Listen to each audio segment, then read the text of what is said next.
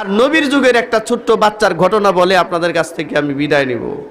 আমাদের যুগের বাচ্চাদেরকে আজকে কিভাবে দূরে সরানো হচ্ছে, আর নবীর যুগের সন্তানরা বাচ্চাগুলো কিরকম ছিল। সম্মানিত উপস্থিতি, বদরের যুদ্ধের ডাক আসছে। কোন যুদ্ধের? এটা প্রথম একটা যুদ্ধ, ইসলামের প্রথম যুদ্ধ।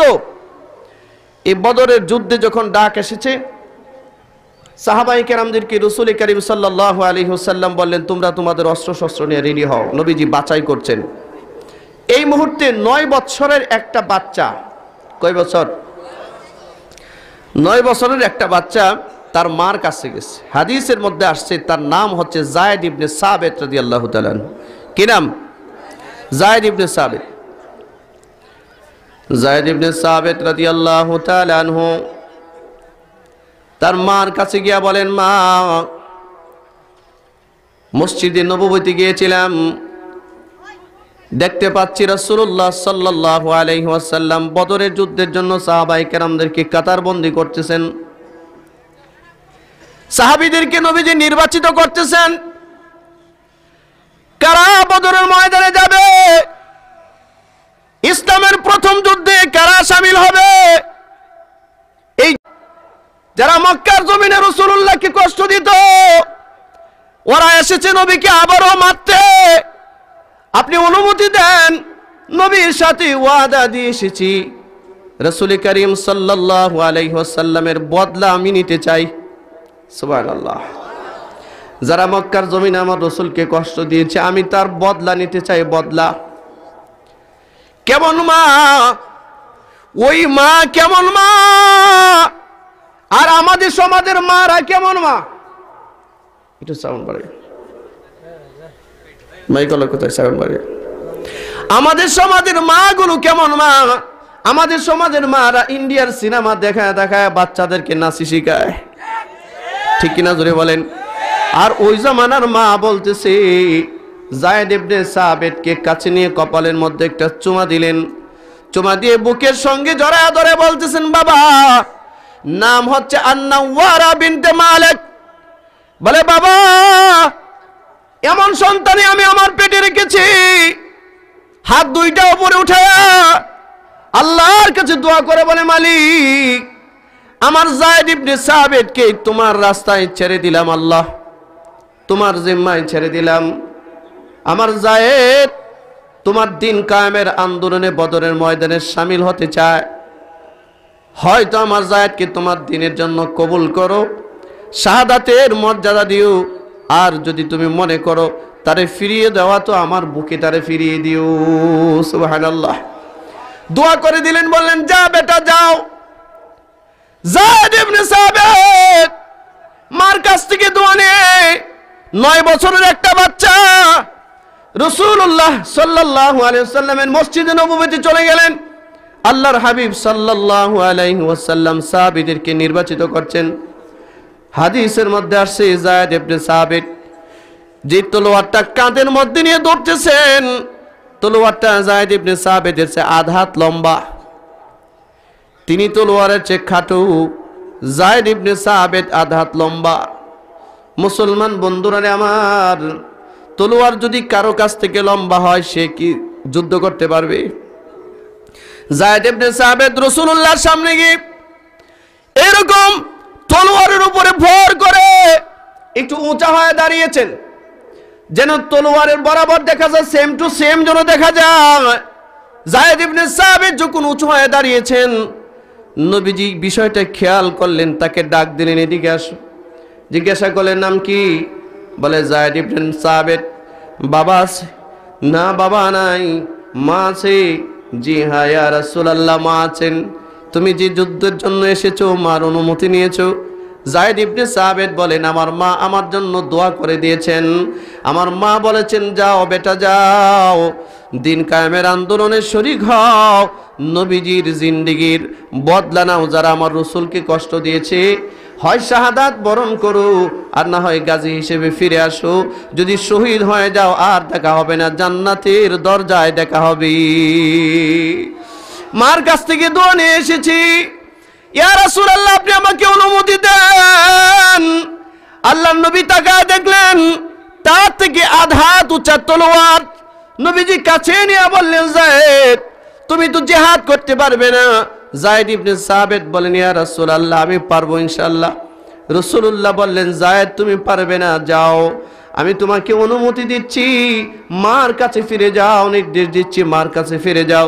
এমন ছোট্ট বয়সে তোমার এই জিহাদের ময়দানে যাওয়ার প্রয়োজন নয়, মার কাছে চলে যাও।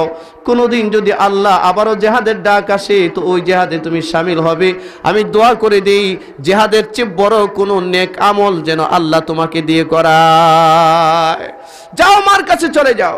নবীজি যখন নির্দেশ দিলেন, যায়েদ ইবনে সাবিত তলোয়ারটা আবার কাঁধের মধ্যে নিয়ে নবীজির কাছে চলে গেলেন, মার কাছে চলে গেলেন।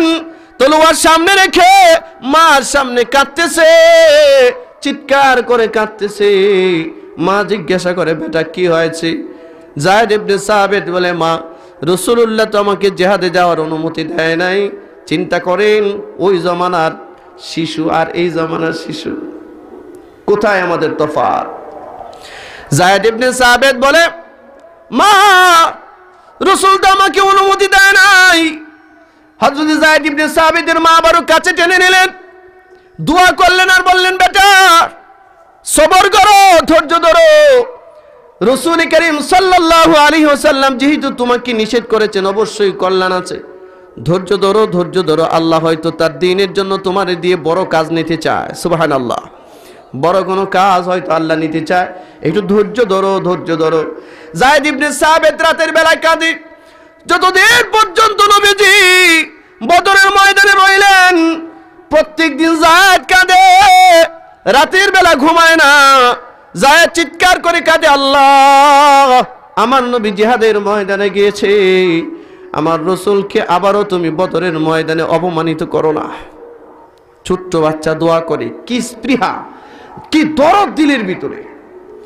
যায়েদ ইবনে সাবিত রাদিয়াল্লাহু তাআলা আনহুর মা বলেন, বেটা কান্না করো না, নবীজি যখন বদরের ময়দান থেকে ফেরত আসবে তো আমরা যাব, তোমাকে রাসূলের কাছে গিয়ে দ্বীনের জন্য নতুন কোন সবক তোমার জন্য নিয়ে আসবো। লম্বা কথা সংক্ষেপে বলছি, রাসূল করিম সাল্লাল্লাহু আলাইহি ওয়াসাল্লাম জিহাদের ময়দান থেকে ফেরত আসলেন।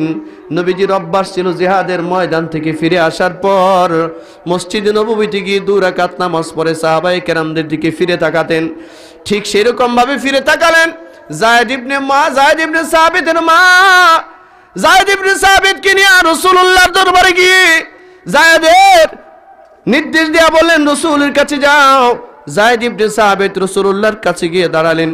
পর্দার আড়াল থেকে যায়েদ ইবনে সাবিতের মা বলেন, ইয়া রাসূলুল্লাহ, আমার এই সন্তান যায়েদ ইবনে সাবিতকে পাঠিয়েছিলাম বদরের ময়দানে জিহাদে শরীক হওয়ার জন্য, আপনি অনুমতি দেন নাই। যতদিন পর্যন্ত আপনি বদর থেকে ফিরে আসেন নাই ততদিন পর্যন্ত যায়েদ রাতের বেলা ঘুমায় নাই। রাতের বেলা আপনার জন্য দোয়া করতেন, সাহাবীদের জন্য দোয়া করতেন। আল্লাহু আকবার বলেন, আল্লাহু আকবার। এ দুনিয়ার মুসলমান, যায়েদ ইবনে সাবিত রাসূলের কাছে গেলেন। নবীজি যায়েদ ইবনে সাবিতের মাকে জিজ্ঞাসা করেন, ও যায়েদ ইবনে সাবিতের মা আন-নাওয়ারা বিনতে মালিক, তোমার সন্তান যায়েদের জেহান শক্তি কেমন, মেধা কেমন? মেধা খুব খেয়াল করেন, টাইম কম, বলার সুযোগ নেই। তার মেধাটা কেমন, স্মরণ শক্তি কেমন, জেহান কেমন? যায়েদ ইবনে সাবিতের মা বলেন, ইয়া রাসূলুল্লাহ, যায়েদ ইবনে সাবিতের মেধা অনেক, স্বচ্ছ মেধা অনেক, জেহানে ঝুঁকি তার। অলরেডি সে কোরআনে কারিমের 17টা সূরা মুখস্থ করে ফেলেছে। কয়টা সূরা? 17টা সূরা এমত অবস্থায় মুখস্থ করেছেন যখন আমাদের সামনে যেরকম জমাকৃত কোরআন আছে এরকম জমাকৃত কোরআন ছিল না। তখন সবেমাত্র আয়াত নাজিল হয়। সাহাবায়ে কেরামদের সামনে এক একজন সাহাবীরা যারা কাতিবুল ওহী, বিচ্ছিন্ন সাহাবায়ে কেরাম, কারো কাছে সূরা বাকারা, কারো কাছে সূরা আলী ইমরান, কারো কাছে ইখলাস, কারো কাছে ফালাক, কারো কাছে নাস, কারো কাছে সূরা তাওবা, বিভিন্ন সাহাবীদের কাছে বিভিন্ন সূরা বিক্ষিপ্তভাবে এই বিক্ষিপ্ত অবস্থায় যায়েদ ইবনে সাবিত বড় বড় 17টা সূরা মুখস্থ করে ফেলেছে। এটা কি জিহান কম থাকলে হয়? যায়েদ ইবনে সাবিতের মাকে রাসূলুল্লাহ সাল্লাল্লাহু আলাইহি সাল্লাম বলেন, তাহলে তো তার মেধা অনেক ভালো। নবীজি বলেন, যায়েদ তুমি কি আমার কাছে থাকবি? যায়েদ ইবনে সাবিত বলেন, জি হ্যাঁ ইয়া রাসূলুল্লাহ, আপনি যদি আমাকে আপনার কাছে থাকার অনুমতি দেন, আমার মতো সৌভাগ্যবান আর কেউ হবে না। সুবহানাল্লাহ।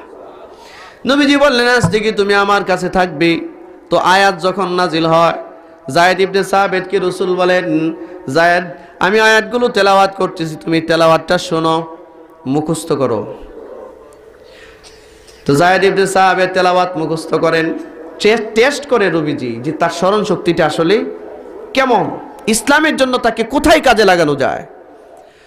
যায়েদ ইবনে সাবিত রাদিয়াল্লাহু তাআলা আনহু কোরআনের তেলাওয়াত শুনে মুখস্থ করে কিছুদিন পর নবীজি ডেকে বললেন, যায়েদ, আমি তোমাকে একটা দায়িত্ব দিতে চাই।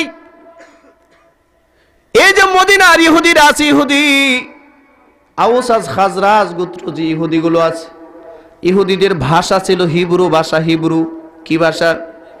এই হিব্রু ভাষাটা তুমি একটু আয়ত্ত করো, কারণ ইহুদিদের সাথে আমার অনেক শান্তি চুক্তি আছে। শান্তি চুক্তি, ইহুদিদের সাথে অনেক সময় চুক্তি করা লাগে, চুক্তি। আমি হিব্রু ভাষা ঠিক মতো জানি না, তুমি হিব্রু ভাষাটা আয়ত্ত করো। তোমাকে আমি দুভাষীর দায়িত্ব দিতে চাই, ট্রান্সলেশনের দায়িত্ব দিতে চাই, মুতারজিমের দায়িত্ব দিতে চাই। আল্লাহু আকবার। এই যুবক, এই কথাই তোমার শিক্ষা আছে, রাসূলের এই নির্দেশে তোমার শিক্ষা আছে। দেখো রাসূল কি বলেন। যায়েদ ইবনে সাবিত, তার বয়স মাত্র 10 বছর। 6 মাস বয়সের ভিতরে, 6 মাসের ভিতরে 6 মাস মদিনার ইহুদিদের যে হিব্রু ভাষা ছিল, এই হিব্রু ভাষার আদ্যপান্ত সবটাই মুখস্থ করে ফেলেছে, আয়ত্ত করে ফেলছে। আল্লাহু আকবার। 6 মাস পরে রাসূলের কাছে এসে বলেন, ইয়া রাসূলুল্লাহ, ইহুদিদের ভাষা শিখা শেষ, হিব্রু ভাষা শিখে ফেলেছি। তাই নাকি? আচ্ছা, তো চুক্তিগুলো পড়ো তো দেখি। তো যায়েদ ইবনে সাবিত চুক্তি পড়তেছে আর রাসূলকে শোনাচ্ছেন যে এই চুক্তিতে এই আছে। সুবহানাল্লাহ। বয়স কত? 10 বছর। কোন ভাষা শিখতে দিলেন? আচ্ছা, আমাদের জন্য তাহলে ইংলিশ ভাষা শেখা হারাম? হ্যাঁ, ভাষা শিক্ষা করা এটা ইলম। এটা কি? ভাষা শিক্ষা করা কি? যেমন যায়েদ ইবনে সাবিতকে রাসূলুল্লাহ সাল্লাল্লাহু আলাইহি ওয়াসাল্লাম বললেন, তুমি ভাষা শিখো, হিব্রু ভাষা শিখে নিলেন। শুধু তাই নয়, হাদিসে আসছে 6 মাস পরে রাসূলুল্লাহ সাল্লাল্লাহু আলাইহি ওয়াসাল্লাম আর কয়েকদিন পরে যায়েদ ইবনে সাবিতকে বলেন, যায়েদ, তোমার তো হিব্রু